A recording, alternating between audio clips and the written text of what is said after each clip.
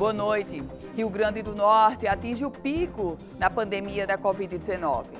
A informação foi confirmada pela Secretaria Estadual de Saúde, que aponta quase 900 óbitos provocados pelo novo coronavírus. E você confere. Ministro do Desenvolvimento Regional, Rogério Marinho, visita obras no estado do Potiguar e anuncia liberação de recursos. E você vai ver também. Temperaturas mais amenas pegam o Potiguar de surpresa. Efeitos naturais têm causado a queda nas mínimas no estado e um frio fora do comum para o nordestino.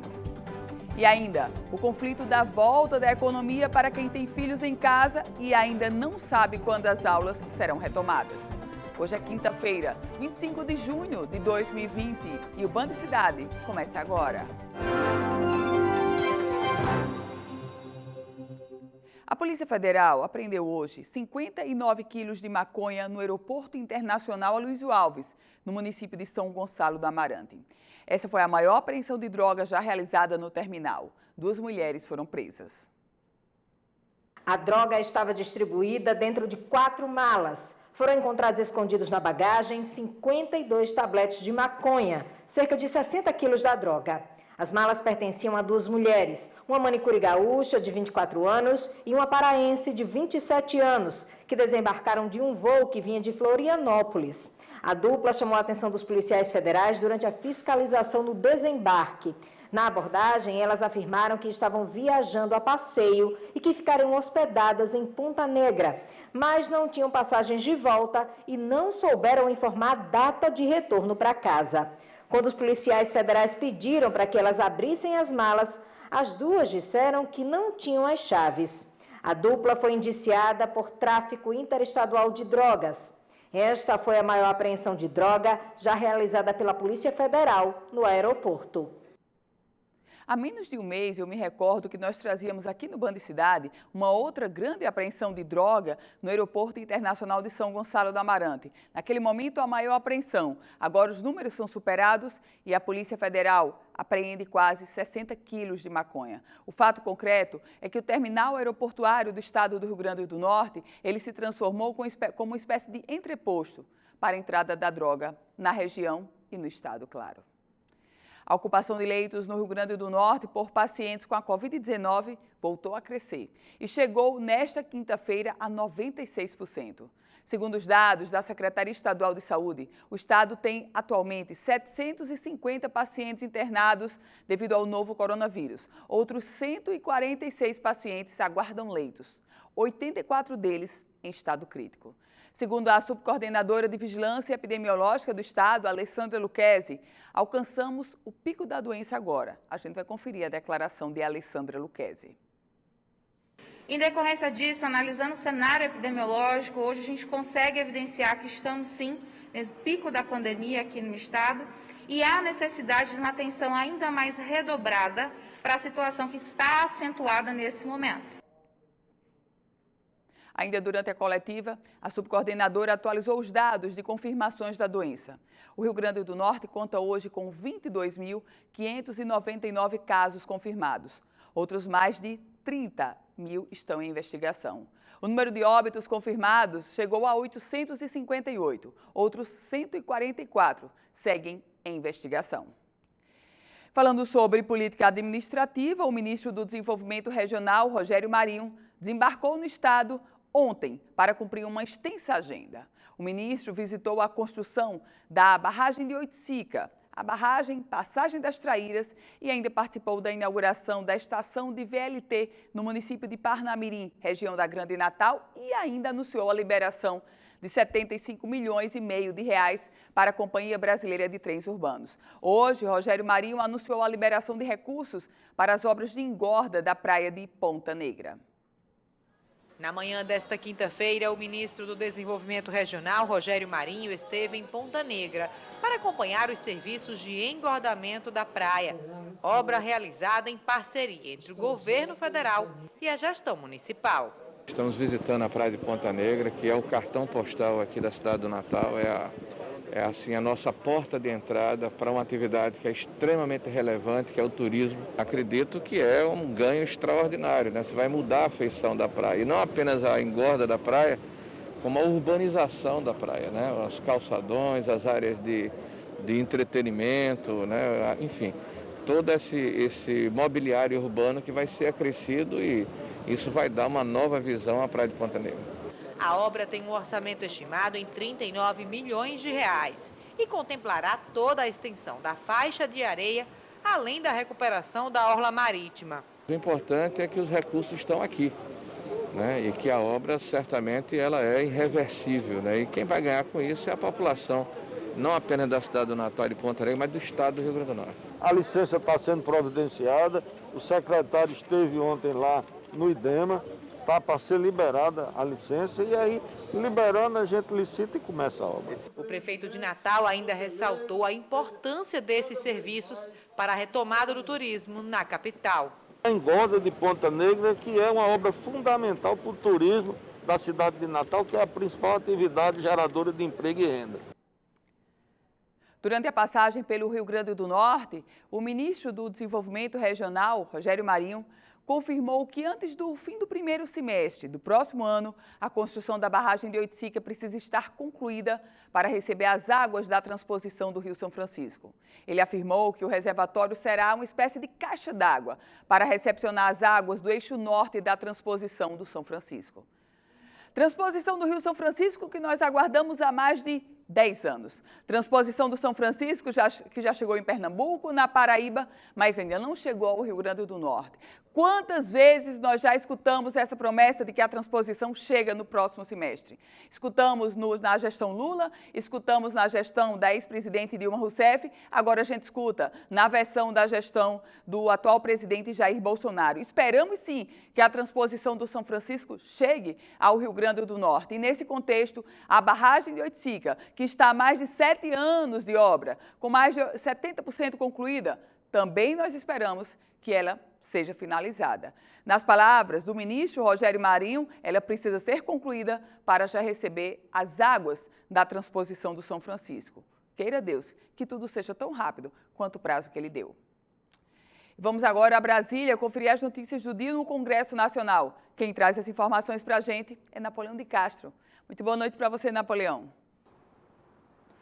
Meu abraço a você. Cumprimentos ao telespectador da Band Natal nesta quinta-feira, voltando de Brasília, no acompanhamento dos temas mais importantes na capital federal. O Senado da República aprovou na noite de ontem o texto que trata do novo marco legal do saneamento e abastecimento de água em todo o país. Uma proposta que já vinha há 2 anos sendo debatida no Congresso e que foi, em última votação, aprovada ontem no Senado. O projeto aprovado ontem pelo Senado da República, que vai agora à sanção presidencial, tem algumas mudanças significativas no trabalho do saneamento básico e abastecimento d'água no país. Pelas novas regras, até 2033, 90% da população brasileira tem que ter acesso a saneamento e 99% ao abastecimento d'água. As novas regras também deram um novo prazo até 31 de dezembro de 2020 para o encerramento dos lixões abertos em todo o país. Esse prazo era até 2014, não foi cumprido e agora está dentro da nova lei do Marco Legal do Saneamento.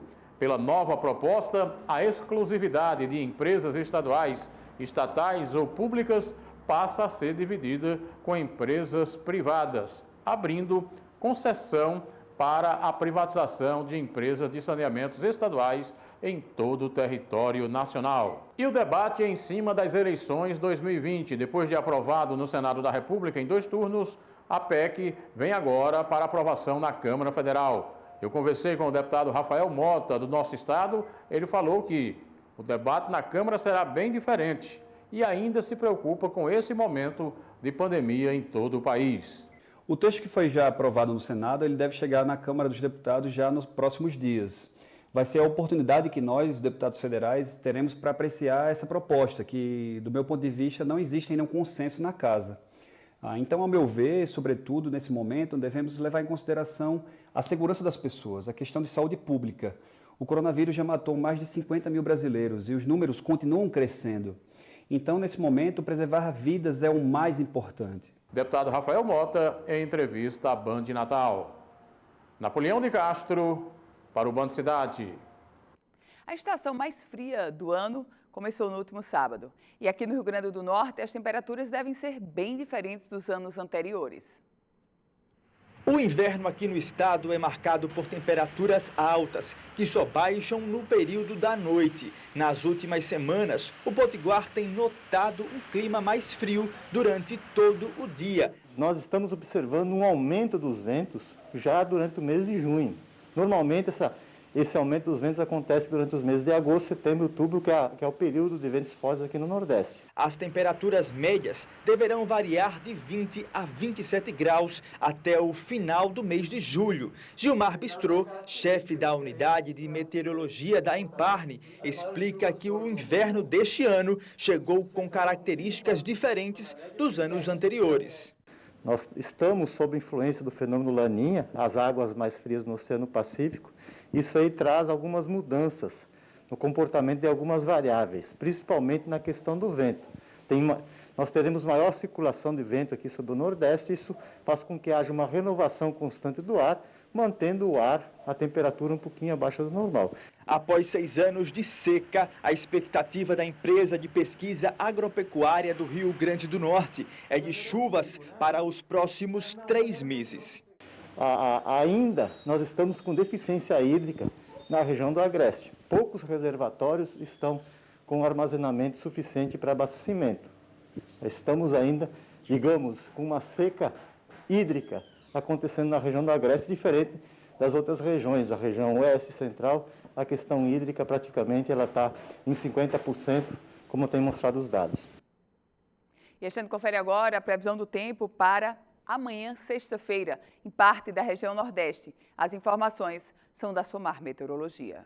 Por enquanto, a chuva continua ao longo de toda a costa do Nordeste do Brasil. Nos próximos dias, ela fica menos intensa e mais isolada, mas não para de chover, tanto na faixa leste quanto na faixa norte.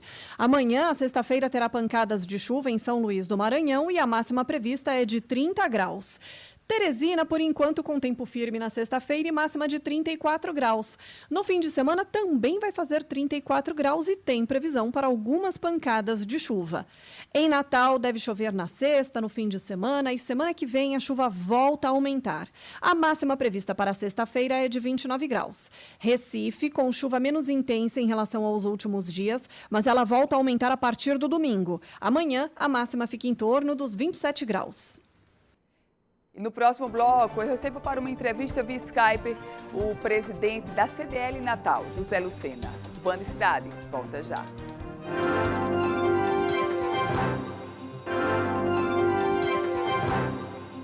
De volta com o Band Cidade. E eu recebo aqui no estúdio para uma entrevista via Skype José Lucena, presidente da CDL Natal. Presidente, muito boa noite e seja bem-vindo ao Band Cidade.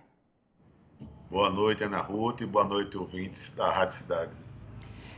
Presidente, a gente começa essa entrevista repercutindo com o senhor, como foi que o senhor analisou, como o senhor recebeu a informação do governo do estado de prorrogar as medidas restritivas de distanciamento social até o próximo dia 1º de julho?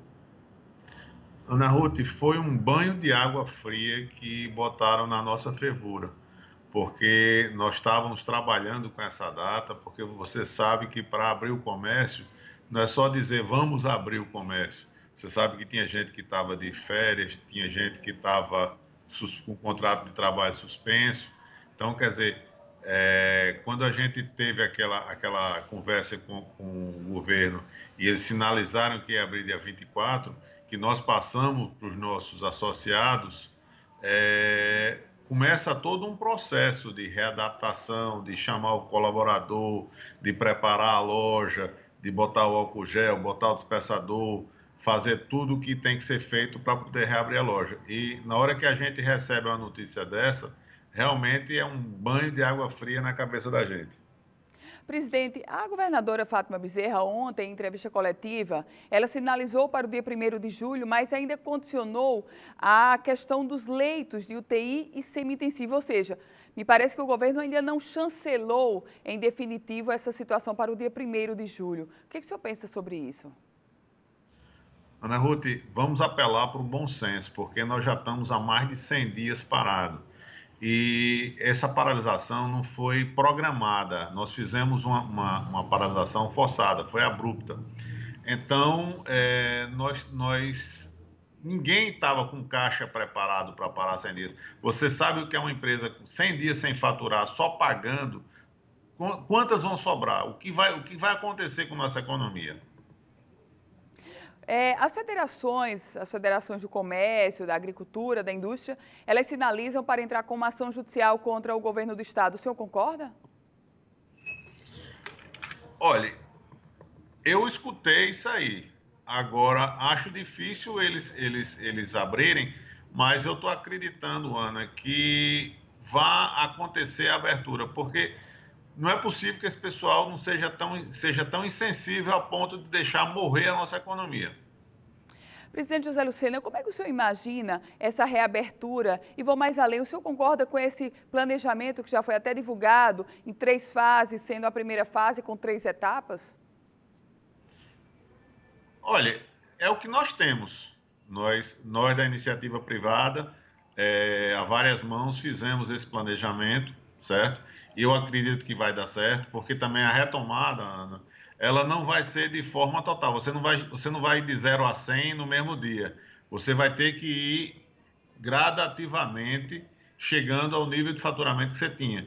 E eu acredito que no começo vai ser mais tímido. Muita gente tem medo de sair à rua, certo? Mas vai evoluindo e, se Deus quiser, nós vamos voltar ao normal.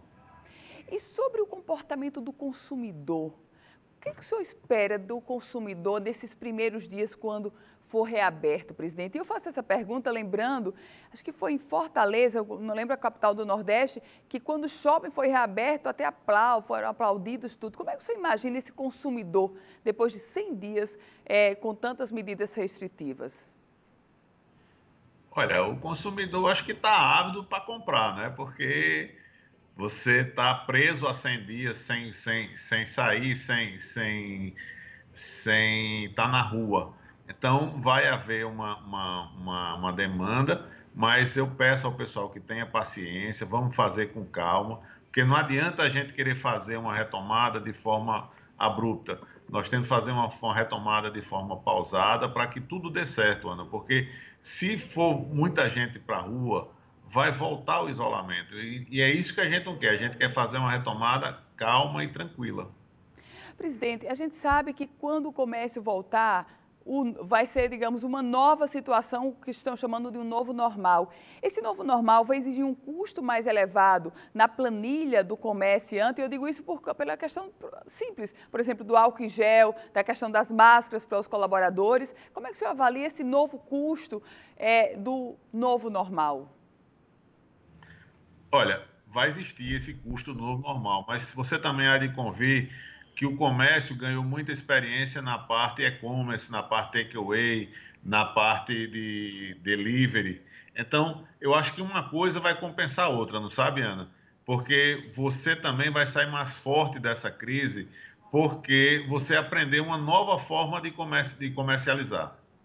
Aliás, o senhor falava sobre e-commerce, e nesse contexto do e-commerce, a concorrência ficou mais direta, digamos, das empresas de fora com as daqui, porque estão todos no mesmo ambiente do e-commerce, presidente? Como é que o senhor avalia esse momento onde todos, literalmente, tiveram que ir para o e-commerce?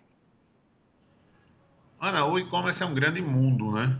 Você hoje pode, por exemplo, se filiar ao Magazine Luiza, a Americanas.com. Você pensa que está comprando na Americana, mas na verdade você está comprando uma empresa local, tá? Então, esse mercado ele não vai parar mais. Eu acho que nós tivemos uma certa...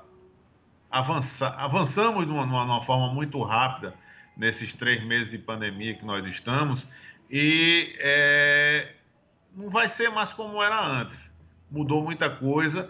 E o local também vai trabalhar muito isso. Você pode ver que restaurante hoje se reinventou, comércio está se reinventando, porque o mercado mudou, o mercado não vai mais voltar ao mesmo, Ana. Presidente, hoje as entidades de comércio do varejo do Maranhão trouxeram um dado que me chamou muita atenção. 30% das lojas de lá nos shoppings, elas não conseguirão abrir. reabrir faliram durante a pandemia. Já se tem alguma estimativa, as associações comerciais aqui do Rio Grande do Norte sobre a nossa realidade? Ana, eu não tenho números fechados ainda, por quê? Porque muitas das empresas do shopping estão com suspensão de contrato, tá? Então, eles não vão fechar de imediato. Mas, com certeza, vamos ter algumas baixas nos nossos shoppings, porque, como eu disse a você, nós passamos por um momento sem ninguém esperar. De repente, você vem andando. Hoje você para. Quando você retoma, você vai ter que fazer uma fisioterapia para voltar a andar normalmente como você andava. E foi muito difícil o crédito para o lojista, o banco anunciava o crédito, mas o crédito não chegava para o lojista na forma como era anunciado. Presidente da CDL Natal, José Lucena, muito obrigada, presidente, e uma boa noite para o senhor. Obrigado a você, Ana. Boa noite a todos os seus telespectadores. Obrigada, boa noite. O Band Cidade vai para um breve intervalo, a gente se encontra em um minuto.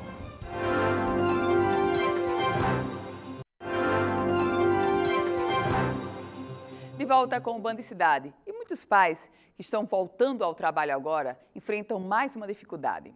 A criança em casa e sem escola. O que se faz? Família toda em casa, mas por pouco tempo. Papai vai trabalhar. E a mamãe? Vai ficar aqui. Mesmo ainda sem a liberação do governo do estado, o restaurante onde o Júlio trabalha já convocou os funcionários para retornarem na semana que vem. A esposa, que é manicure, decidiu abrir mão da renda dela enquanto não voltarem às aulas da Luísa e do Cauã. Como ele é registrado, então a gente prefere que ele vá trabalhar, que a gente tenha certeza que vai ter a renda dele do que a minha. Só que em 12 milhões de lares brasileiros, o sustento vem apenas da mulher que vive sozinha com os filhos. E aí, nesse caso, voltar ao trabalho sem creche ou escola aberta é um dilema ainda maior. A Areta que o diga. Ela tem 2 filhos, entre eles um bebê de apenas 5 meses. Cozinheira de um restaurante, a Areta também deve voltar ao trabalho nos próximos dias. Por enquanto, conseguiu a ajuda de uma irmã, que vai cuidar da criança. A gente paga parcelado a irmã, né? A gente paga do jeito que dá, porque ela também não conseguiu emprego mediante a situação. Então, uma ajudando a outra. Um decreto da Prefeitura de São Paulo obriga os empregadores a pensarem num esquema de apoio para funcionários que não têm com quem deixar os filhos. Só que, na prática, esse é o drama vivido pela maioria dos pais, principalmente na periferia. A Sônia voltou ao trabalho há pouco mais de uma semana e sai todo dia de casa com o coração na mão. A filha de 8 anos fica a maior parte do dia sozinha, com rápidas supervisões da avó. Ou eu trabalho para o sustento para minha filha, ou então fica aí nós duas em casa sem nada. E ainda falando sobre as crianças na pandemia, se é que tem algum lado bom nessa quarentena, aqui vai um exemplo. Sem ir para a escola há 3 meses, as crianças têm ficado menos doentes. A estação mais fria do ano começou de uma forma diferente para Larissa. Esse ano, você já foi alguma vez ao médico, não? Esse ano não. Ainda não. Com bronquite asmática desde os 2 anos de idade, as crises nessa época eram comuns. Mas dessa vez, dentro de casa, há 3 meses, ela ainda não teve rinite, sinusite, virose ou resfriados. Não tem as atividades físicas, né? Essa coisa toda. Não tem o contato, né, com tanta criança. E aí acaba que esse ano ela não usou bombinha nenhuma vez ainda. A quarentena tem poupado, de certa forma, as crianças que normalmente sofrem com problemas respiratórios nessa época do ano. Em alguns prontos-socorros infantis como este, os atendimentos diminuíram 50% na comparação com anos anteriores. Então, como eles não têm contato na escola, eles acabam diminuindo as crises de bronquiolite, eles acabam diminuindo as pneumonias por conta de contato com vírus e bactéria. O receio em relação ao coronavírus também faz com que as famílias evitem ao máximo ir a um pronto atendimento. E as crianças com históricos de doenças respiratórias precisam ter ainda mais cuidado com a Covid-19. Por isso, a Larissa segue em casa, mesmo um pouco contrariada. Mas eu preferi ir para a escola mesmo. E o Band Cidade vai ficando por aqui. Todas as informações da política você confere no politicaemfoco.com, um site especializado na política do Rio Grande do Norte e do Brasil. Você fica agora com o Jornal da Band e a gente volta a se encontrar amanhã. Boa noite para você.